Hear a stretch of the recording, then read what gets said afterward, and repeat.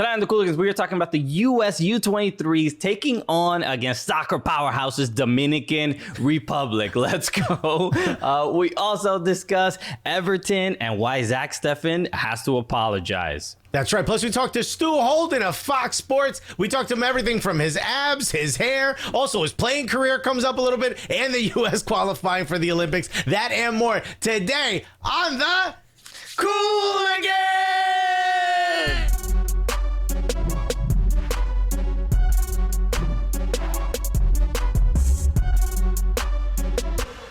Yeah, baby!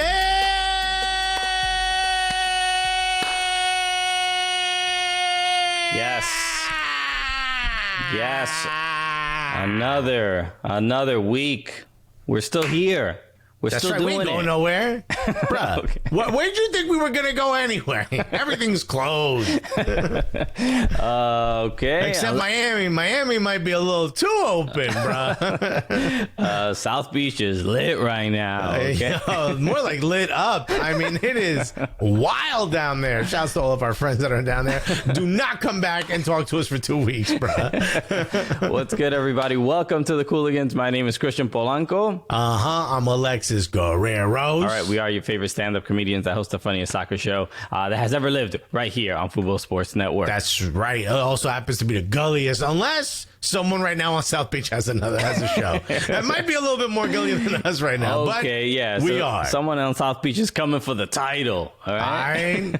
Speaking of, hey, thank you so much for wearing Wifey's shirt. Now, Christian is wearing the Nah, I'm Good shirt, which is a The Donna special at THE.DONAS. The Donna. Check them out. I was going to get to it, but Alexis was like, no, she's going to be really upset if we don't get to it immediately. Bro, if she thought for 1 second I forgot and you brought it up and I was like, oh, yeah. Nah. Yes, I never hear the end of it. Shout out to the Donnas. Thank you for the gear. I'm wearing it. Her husband. I wore my NYC Ain't Dead shirt already. Y'all haven't seen it already.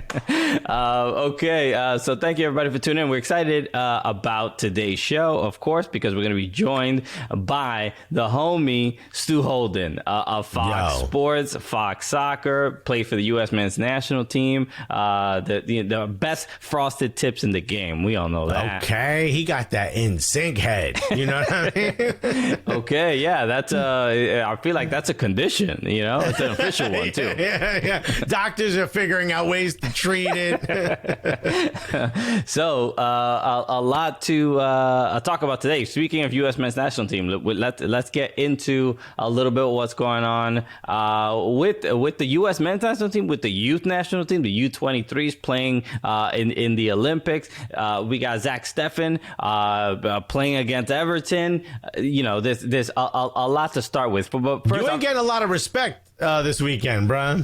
Because yes, the U.S. U23s played against the Dominican Republic U23s. Mm-hmm. Obviously, they're trying to go to Tokyo, to the Olympics, and the Americans always getting in the way of Dominicans thriving. All right, we all know this. Again, this is how it's told over in the Dominican Republic. This is how DR is phrasing it. The history books are going to be written a little differently, okay? You may hear it like, the U.S. are a better team here. That might be how you hear it, over in this imperial nation, Okay, yeah, the conquerors, you're doing what they do, but no. The U.S. defeat Dominican Republic 4-0. But look, let's also give credit where credit is due, because Dominican Republic held a 0-0 draw for the first 45 minutes. This is as far as anyone's concerned. That's a W. That's a W for the DR right there. That was a huge first half, especially coming off the loss to Mexico in the first match. So, and no disrespect to you, but I think the biggest story here is the first half for the DR. The second story here is the U.S. hasn't looked that they haven't looked at qualifying in the first 2 matches. You know what I mean? Well, look, they obviously they won the 2 matches that they should have won. They won 1-0 to Costa Rica, and they needed a good result against Dominican Republic to move through the next match. And they did end up getting that. They did end up getting a good result. Right? But look, it is that question. Is the Dominican Republic the next soccer powerhouse that's going to take over CONCACAF, or how did you read my mind? Of course, that's the next question. Were the U.S. Just really not playing to their highest level? So I think the question comes in, and I think it's all the signs point to Jason Christ. Like, what is happening? Why did the subs come in, and were there tactical changes made? Were the players? What was the formation? What was the system that was put upon the starting squad? Is Jackson Ewell in the right position? It seems to be like he's the link that everyone's trying to attack. I think that happened in the Costa Rica match and happened again in the DR match. So there's a lot of questions. We do have Stu Holden on, so maybe he'll give us a little bit more insight as to how the U.S. team is playing. Yeah, and we'll figure out how they're gonna line up against Mexico and the stuff like that. So the other match and highlight another U.S. men's national team player that's doing pretty well is ZACK, STEFFEN, friend of the show. Was in goal against Everton for the FA Cup. They ended up. He knows you're an Everton fan. He very much let me tell you something. He didn't let up. You know what I mean? It's almost like he did it on purpose. Look, clean sheet. It's difficult to forgive him, but I will do my best. Look, it was pretty much Everton's last opportunity for a trophy this season. I mean, unless something happens that's insane and we end up winning the league.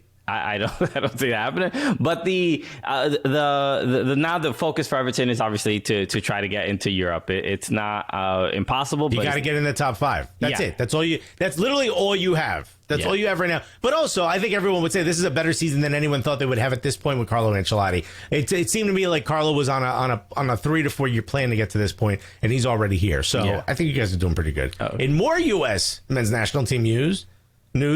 I said news. Serginho Dest, bruh. That's right. Scoring a brace for Barca. He said, "Yo, Messi, relax, bruh. I got this." Yo, he Why was don't just you like kick your feet up. He was basically like, "Yo, Leo, give me the rock." All right, because I'm gonna take care of this. But no, we've never seen an American player obviously he's the first American to play for Barcelona. But to get a brace is pretty insane. And also he's a defender. I mean, come on now. Yeah, he and also we have to give credit to Barcelona because they are in second place at the moment. When I mean, look at the footage just from a couple weeks ago of our show where we're like, Barca's done, Messi's already, he's ready to go to Manchester. Messi left already, and the fact that they were able to turn things around, and also that some of the other teams above them, wavering a little bit. There's a real opportunity for Barca to have the season that they started with and end up winning La Liga, which would be insane. Crazy. Well, we've said it from the beginning. Ronald Koeman, clearly the right choice, right? We've never wavered on that point. Don't look at that footage. Go back. Don't go back and listen or look. Don't watch the shows from the back. Just trust me when I tell you, we've always have respect for Ronald Koeman's decision making. Even when he was the Everton manager, so he was great. He's been great his whole career. We got more when we get back right after this.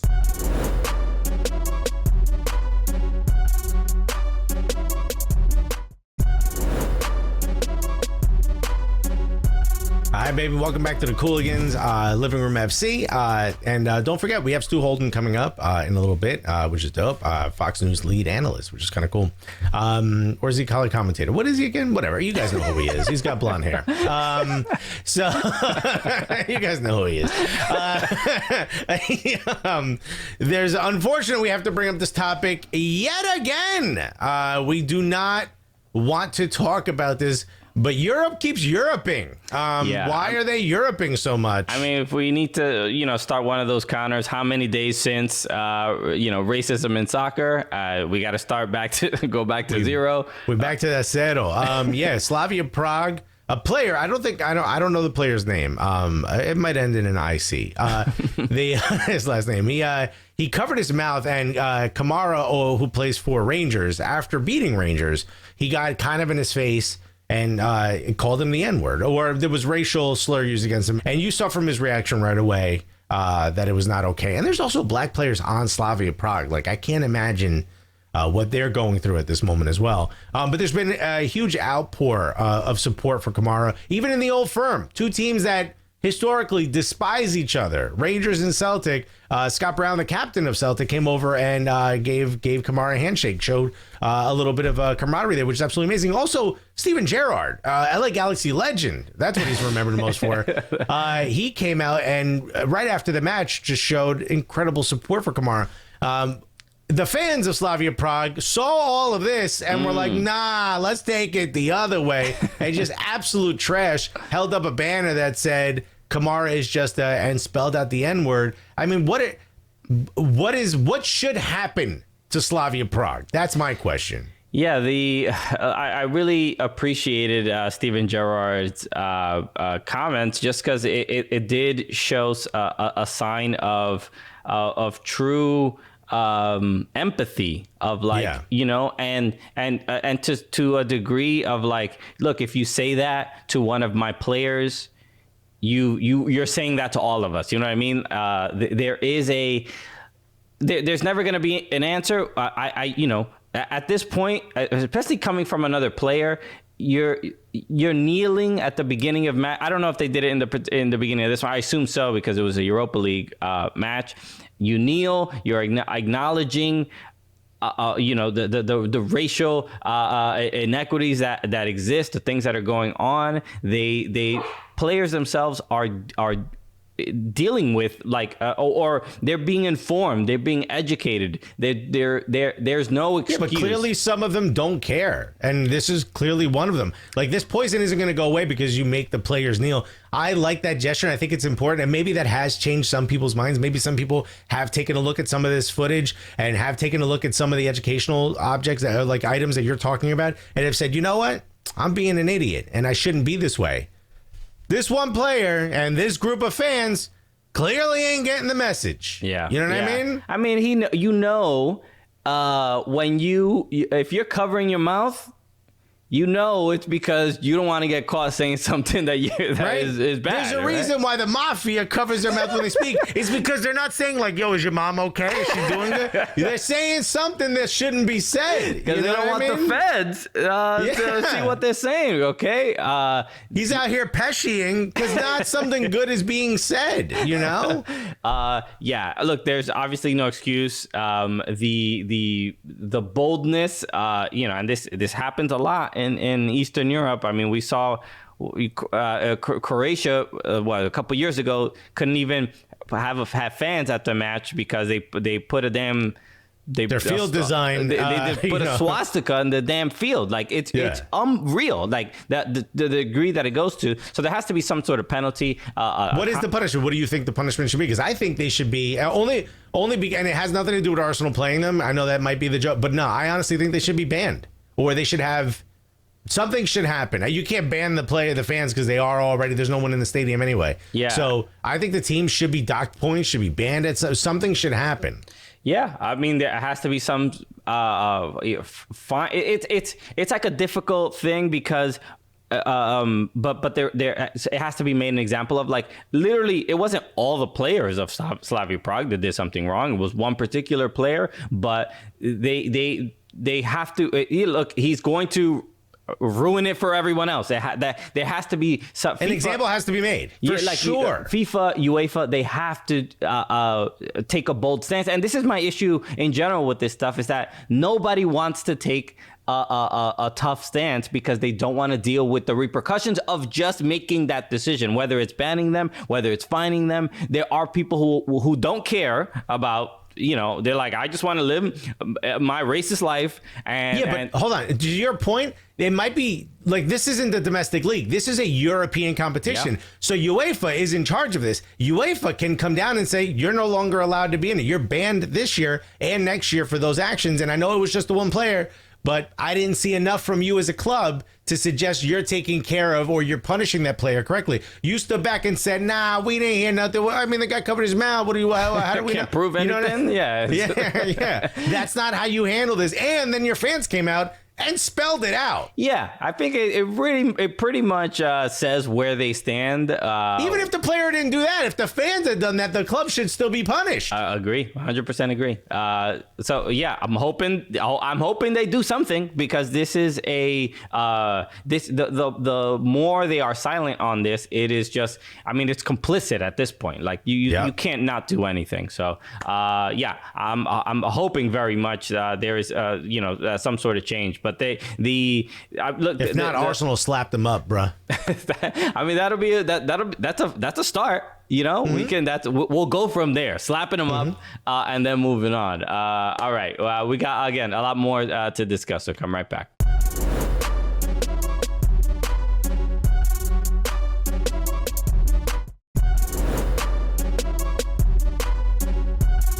All right, welcome back to the Cooligans Living Room FC, and make sure to stick around. We will be talking to Stu Holden of Fox Soccer in just a moment. But first, I do want to talk about the Women's Super League, the Barclays Women's Super League out in the UK. And it's interesting because they got a new TV deal. They got the largest TV deal ever in the history of women's professional sports. Supposedly. I don't think it's been confirmed yet at this point. No, I went through all the books. I have all the papers in front of me. You heard it here first, folks. He snooped through the whole thing. We're good.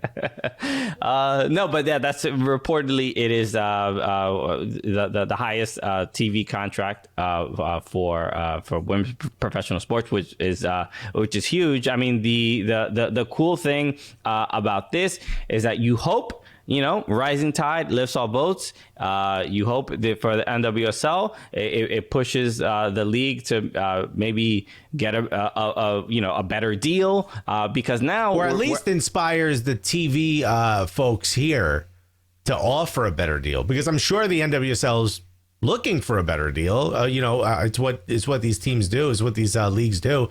But you would hope that this would inspire some of the sports programming folks here to say, like, wait a minute. Yeah. There's interest in women's soccer. Well, let's look at the ratings for the NWSL. Well, it's actually pretty great. What are we doing? I mean, right now they're currently, with CBS or, on Paramount Plus, where you can watch all the games. Obviously, the Challenge Cup is coming up soon, things like that. But now, because of this, do you think that there's going to be more money going around with a lot of the Super League clubs? Do you think a couple players get poached and end up going more than that are already there now? Like, there's a lot of U.S. women's national team stars that are currently playing for women's Super League clubs. Yeah, let's talk about it. How much of this bag is Rose Lavelle going to get? That's what I'm interested in. How much of this bag is Sam Mewis going to get? How much is Kristen Press going to get? Toby Heath better get a big old bag. She's got too much sauce. She needs somewhere to put it. Okay, and you pay them in American dollars, all right? We don't take funny money. Why you got this lady with a crown on your head on your money? Why is it in this odd shape, my G? I need green. No, but I think there's going to be an opportunity for players in the Super League just to get more money overall, whether there are foreign players or not. But it makes me think that the possibility of players like Tobin Heath and Kristen Press, who play for Manchester United, will never come back to NWSL. I mean, what is their true incentive? I mean, look, I would say NWSL is a better league overall. But this also shifts. This should shift the incentive. To your point, if the only people that can play in the Women's Super League from America are players that are big names on the national team, and you would assume that a good portion of those might be able to get poached by the Women's Super League, then the interest for the NWSL would be to build stars that are currently here. So now you may look at an interest in more development, right? Which I know there's an incredible system for developing youth players in the women's game already. But now you're going to look at more and more sort of lifting up those players that aren't quite yet in the women's national team or able to go, and making them the new superstars. I think this could have a trickle-down effect in a larger way that actually benefits NWSL. Obviously, you want the big names to stay here, and I think some of them will. Like, I don't think Megan Rapinoe's going to go over there. I think she's happy here. The next couple of years are going to be really interesting for the league, where the players decide to stay, because obviously, the league minimum in NWSL is not super high. It's going up year after year, but if there's opportunity for more money in England, there's competition there for. But also, if you want our players, we know you got the money now, so we're gonna ask for some big transfer bucks. fees, fam. All of a sudden, our players are more expensive. England, I think you got it. WSL. We got Stu Holden when we get back right after this.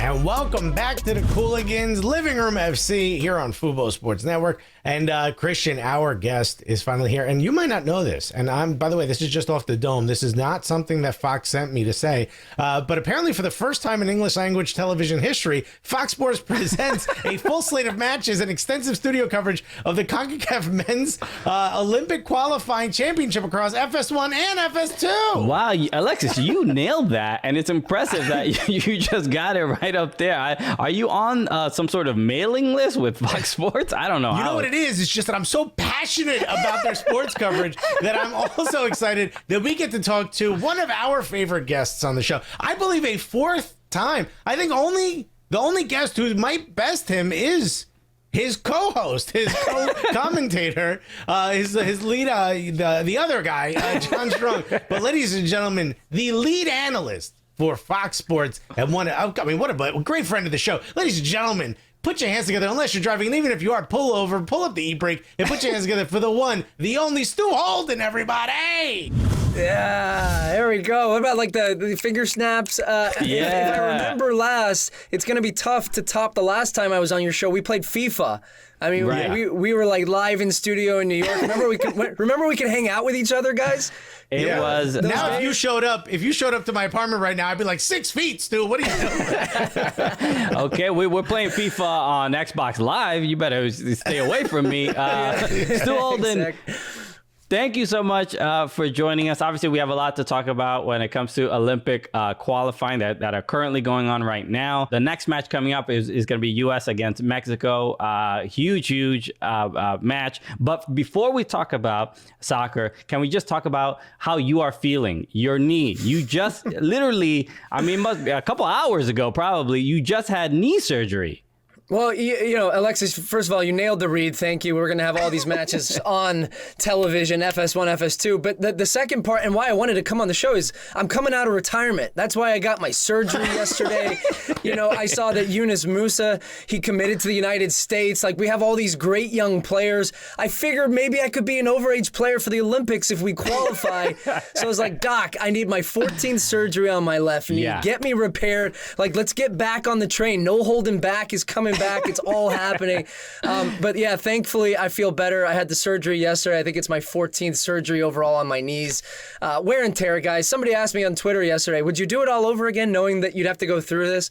1,000% yes. You put your body through what it is. I had some great experiences, but now I feel like a 70-year-old man with a cane. So there you go. Yeah, I'm probably going to need as many surgeries as you had on your knees when I get older, and I didn't get to play soccer at all. So yeah, definitely do it if you can. At this point, it's just like, you're tearing an MCL just chasing your kids around. You know what I mean? Yeah, like that's what I texted my buddy. I said, well, I went in for my 150,000 mile tune-up on my left knee, a clean out, like 4 to 6 weeks. Are you kidding me? That's nothing. Get the cigar out. You're like, this is nothing. Yeah. This is exciting because it's the U23s. And I haven't said this in a while, but I'm excited to see who's next in the men's national team. Normally I'm saying, could we bring up the next group? Because this is frustrating.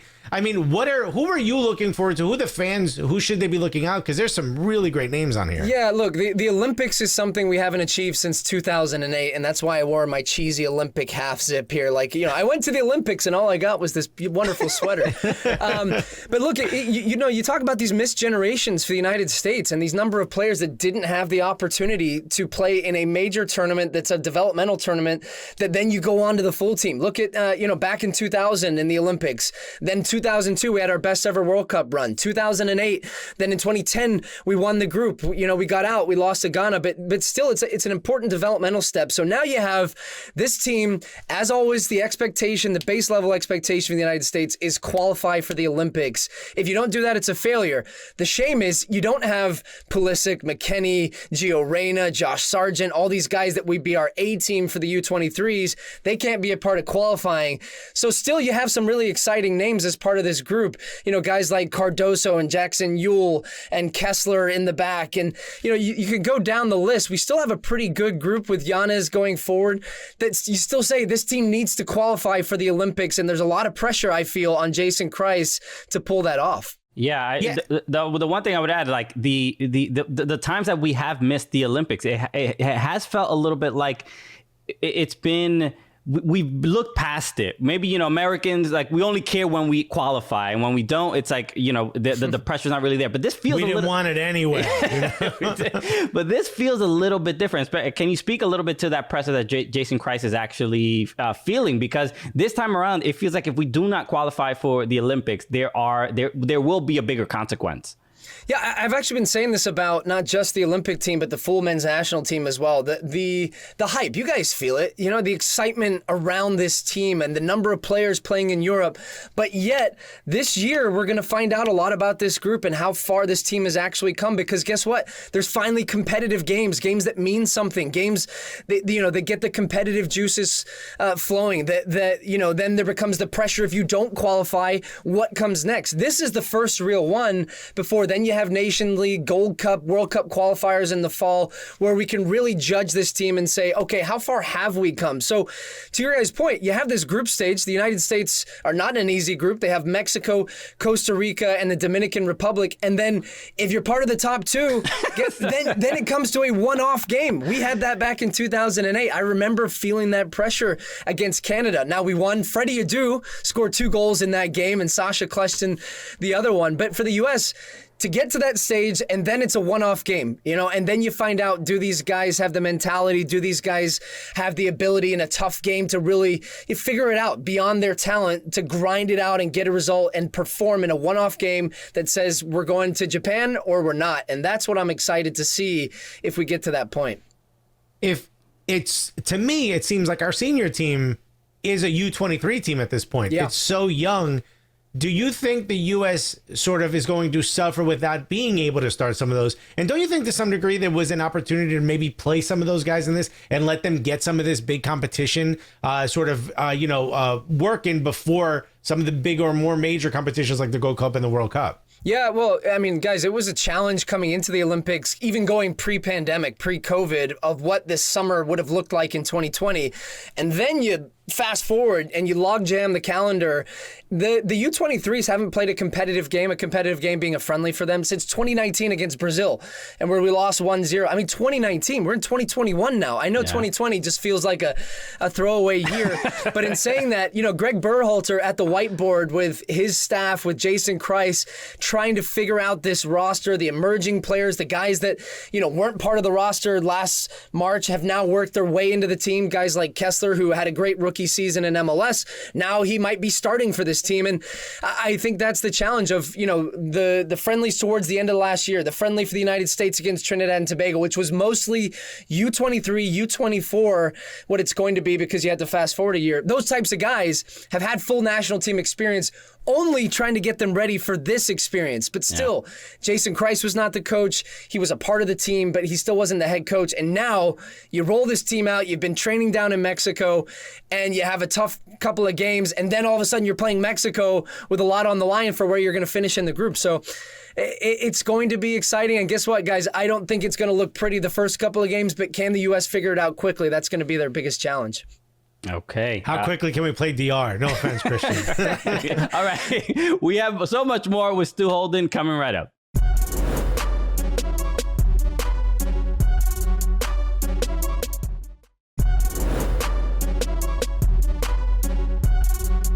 All right, welcome back to the Cooligans Living Room FC. We are here with the homie Stu Holden, going to be calling matches on Fox Sports of the U.S. Men's Olympic qualifying tournament.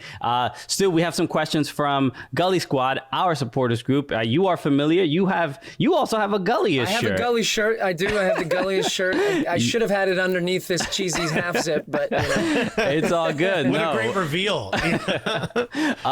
So we have a couple questions. So let's start with Thomas Thorne. He asked about Christian Pulisic. He said, how do you feel about his lack of starts at Chelsea? And do you think this time is affecting his role on the national team? I don't think that. But so in general, with what's been going on at Chelsea for Christian Pulisic, how do you feel about that? Because obviously some people have been concerned. Yeah, it's concerning a little bit, also a little disappointing because I felt like Christian Pulisic was, getting through some of those injury problems he had early in the year, was starting to reemerge, get consistent minutes, starting to produce again. And look, I mean, this is part of being at a big club in the Premier League where managers, they get changed out like silverware at times, out the new one, here comes the next one. On paper, initially, it looked like, okay, Thomas Tuchel, here was his coach at Dortmund, a guy that knows him well. But if you go back to that, Tuchel didn't necessarily trust him in the same way, and he didn't always fit into his system. And I think you're seeing that. Like, Pulisic, when he got the start the other day, was playing as a right wing back, having to track back defensively, then having to get into the attack. It doesn't suit his strengths.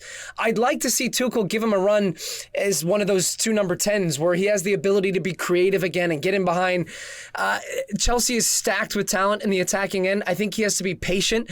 I think he has a great attitude right now, which I like to see, the way that he's talking about his resolve and needing to wait for his opportunity. And when his opportunity comes, he's going to take it. You can see, though, Pulisic's body language is showing you he's not happy. This won't go along too much longer. But the Chelsea board then came out and said, look, we're not selling him. We have no intention of selling him. So I think this is just a case of let's wait and see.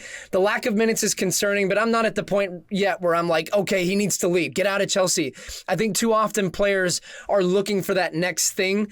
But in saying that, the clubs that he's been linked to, if it's true, Manchester United, Bayern Munich, Liverpool, those are pretty good clubs that you could go to and step right into and have success. So I'm not worried about Pulisic. It actually builds a lot of character. And for a guy who's had a lot of injury problems over the past year and a half, a little bit of a slow build-up again, I don't think will do him any harm in what's going to be a very busy summer and fall. When you hear fans say like, oh, when is an American going to do it in the Premier League? Are you and Clint Dempsey ever texting each other like, should we go to these people's homes and say hi? Yeah, I don't think the current generation of Americans playing in the Premier League think that way. I think the fans have a tendency of being a short-term, bias, and they say, oh well, Pulisic and these guys are paving the way for the next Americans, and I'm like, wait, hold on a minute. The guys before that did that, and then even the guys before, myself and Dempsey and Donovan and Timmy. I mean, those guys made it possible for me, but then you even go back to the Brad Friedels and the Hannemans and John Harkes and those guys that have, we have a long history in the Premier League as Americans, but it's been a while since we've had a guy like Pulisic at a top club making a significant impact. And I think that really bodes well for the next generation of hopefully going to some of these really big clubs. Yeah, I love just simply the fact that Thomas Tuchel has to respond to why he's not playing Christian Pulisic. Where now there's an American player that people are like, why aren't you playing the American player? Are you sure you want to see him on? Which is like, whoa, they like us? Because guess what, guys? The best part of this is he's not being talked about as an American player. He's a good soccer player, and we're getting away from the labeling of like, well, he's American.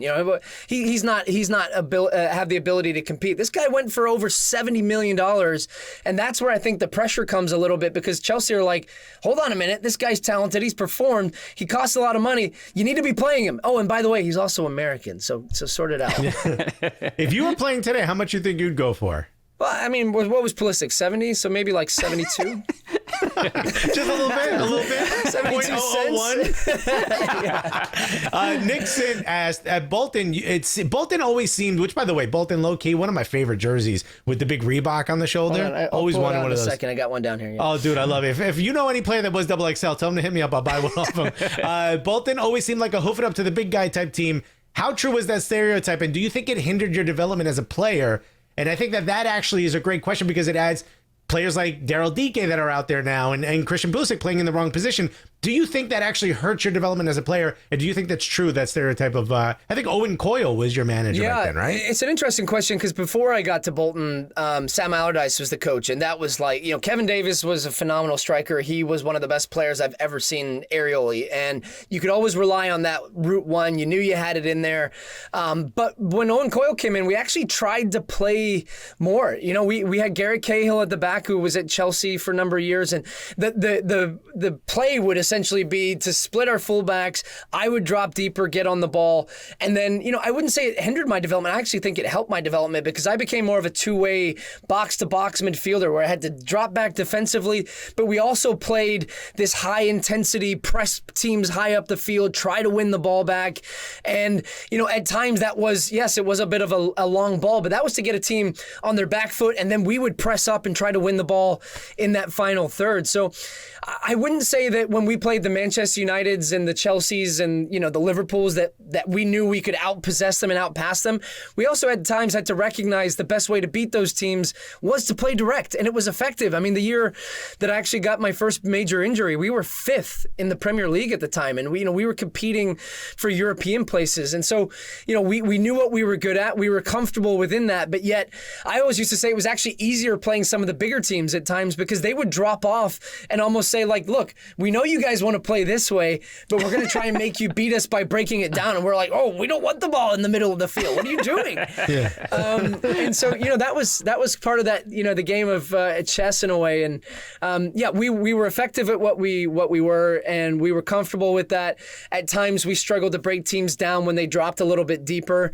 But at my development as a player, I think my next step would have hopefully have been to go to a team that was very possession based, and I could be that box-to-box midfielder. But my I would say growth from the Dynamo to Bolton was exponential. Just being around and playing with some of the best players in all of Europe. Oh, look at that. The bandana. It's in, man. Hold it down. The bandana. Hold it down, baby. H-Town. Okay, another question I wanted to ask. This is a great question from Neil Gavoni. He asked, in light of your hairstyle during the 2008 Olympics, you had some classic hairstyles, by the way. Obviously, nobody did frosted tips better than Stu Holden. Who is your favorite male pop artist from the late 90s, 2000s boy band era? And you can say yourself because I've seen the photos. U.S. Soccer actually sent me this ahead of the Olympics. It's kind of cool. You can see with my sweet hairstyle. It was from the opening goal in the Olympics, which was I thought was pretty cool. But you can see my blonde highlights and hair. You look tips like there. if Oasis was a band from California. Oh yeah, I thought about bringing the tips back. Maybe I should. But it was my wife though that said to me when we were like 5 years dating. She's like, "Hey, look." There's only room for one in this relationship with highlights, and I was like, "So you're gonna dye your hair?" Yeah, what you gonna go brunette? Like, yeah, exactly. So no, look, I was an NSYNC guy. Bye. I loved me some NSYNC, and then LFO, the Boys of Summer. You guys know that one? Of course. Oh my God. Oh God, no. Yeah. Why remind us of that? Yeah, it was just the chillest of vibes. Yeah, that is every Stu. now and again, I like to throw on like on Spotify the 90s 2000s pop band in the car with my daughter, my 5-year-old, and she's like, "Daddy, just turn this off. It's terrible." Yeah, to them it sounds like concertos. They're so young. We got more with Stu Holden. We get back after this.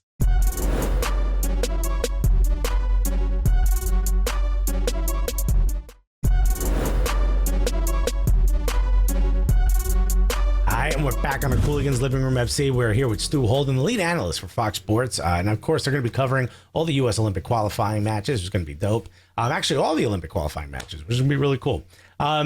Here's a cool thing. I want to know, we want to know, we asked Brianna Scurry her top 5 for women's national team. And I figured, we got an American national team player, a U.S. men's national team player here, that we want to know what your top 5 or what your 5-a-side is. But let's do Americans that played in the Premier League. Let's let these kids know, it ain't just Pulisic, you know what I mean? Yeah, it's not just Pulisic in there, and there's some. This is tough because I might have to leave a couple of my good buddies out of this team here. You can't think about the group chat. You can't think about the group chat. I know, but the group chat is strong. They come at me. They see everything. But here we go. I'm going to start with. Wait, before you start, just make sure you post this in the group chat. This segment, please. Tell them to tag us. Clint's not in in the group chat, and I think he's off in the woods somewhere in North Carolina. Yeah, he's off the he's grid. away He's from done. society. His beard's probably like out to here.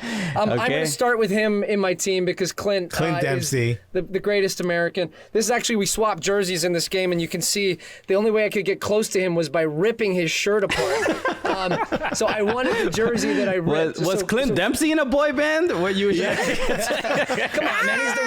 He's the rapper. All right, so Clint's my number one pick here. I'm going to put Tim Howard in there as well. I was debating whether I needed a goalkeeper, but I have to have Timmy in there. I need some type of defensive presence. The other one I'm going to put in there is Christian Pulisic. Now, I've never played with Pulisic.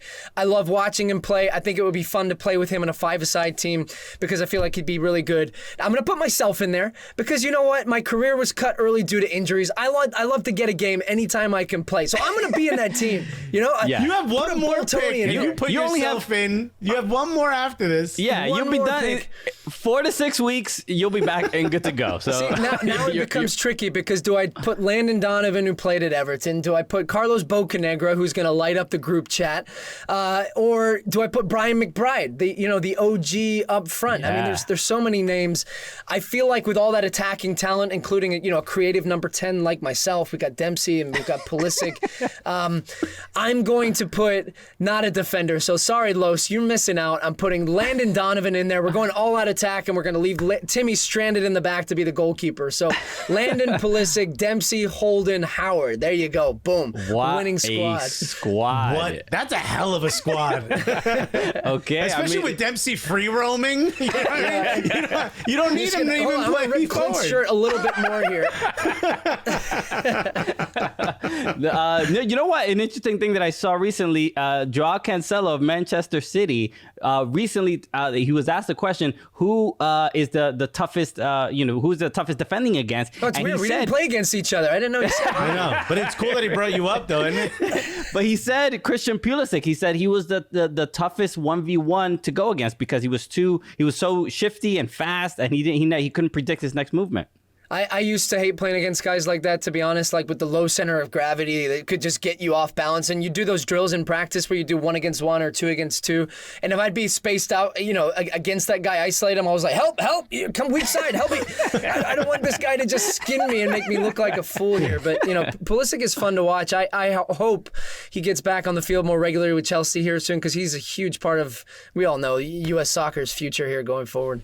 Yeah. Speaking of Premier League, it's looking like the majority of this Olympic qualifying team is going to be made up of MLS players. Do you think this is a good opportunity for players that are still in MLS or developing in MLS to show that they also have that, the skill and the ability to play at the senior team? Because it seems like the senior team is going to be 10 out of 11 are going to be, European based. Oh, 100%. We're going through that, the cyclical shift in the cycles where you look back at what 2020, our team was majority European guys. 2014 then came back MLS. MLS made a big investment in American talent. And now I think your starting 11 for the men's national team is going to be pretty much all European based players. And it becomes an opportunity for these guys when they get the chance in like the Olympic qualifiers and, these games heading into the Gold Cup potentially as well for MLS guys to stake a claim, not just to be a part of the starting lineup, but just the roster in general. And then also guys to get a chance to move overseas. I think you're going to see even more of that. Greg Berhalter told us ahead of the last friendly that it's become dinner table talk. Guys talking about wanting to go to Europe, wanting to play at some of the biggest clubs, seeing guys at Dortmund, at Juventus, at Chelsea, and saying, I want to do the same. So you're going to see a lot more of that in the next couple of years. Yeah, well, I mean, we had Tanner Tessman of FC Dallas on, and I believe he's 18 or 19 years old, and he was talking about podcast, right? The Chum Squad or something. Is that right? Yeah. But he was just talking like, that's my next step, Europe. Okay, yeah, I know what the next move is, and seeing this confidence from American players is like. Like the instinct is to be like, hey, slow down there, got buddy. him out there, bro. Well, it is a part. I mean, I remember, guys, when I was a rookie in MLS, I'd come back from Europe and then wanted to go back. And I remember Dominic Kinnear. had a really important conversation with me saying, look, you want to go over there, you think you're capable of doing that? I believe you are, but you need to prove it here first. You need to, get a starting spot. You think being a backup in a team in MLS is going to get you in the Premier League in Europe? It's not. And I almost, that really resonated with me. And when I would read into headlines, when I started to, things started to go well for me, he kept me humbled and grounded and said, be a top 5 midfielder in Major League Soccer. And then all the things were falling into place. And, I'll take a quick second to my last year, though. I was best 11 all-star team, national team, and I was in a much better place to then go and be able to have the impact that I did. And I think guys sometimes take their eye off the prize and think that I've already made it. You need to go through the steps to get there. And it's an ever-changing market because American players right now are really hot property. And that's why I respect Stu Holden very much, especially because you did it in a time when like YouTube wasn't really that popping, and now some dudes be getting careers just off a good YouTube highlight reel. A good highlight. You put some techno music on there. Good. Brian Reynolds for FC Dallas, guys. He played 1 season in MLS, and he's playing at Roma. So it's hard not to see those stories if you're another young player and say, well, that's going to be me. A lot right now people are buying on potential. So potential and techno music. That's kind of the perfect recipe, I think. Those are the two. They pair so well together that you can't resist. All right. We got more with Stu Holden coming right up. Come right back.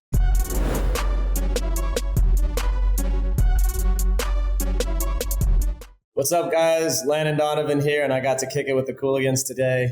Keep following, keep listening, keep watching. See you guys soon.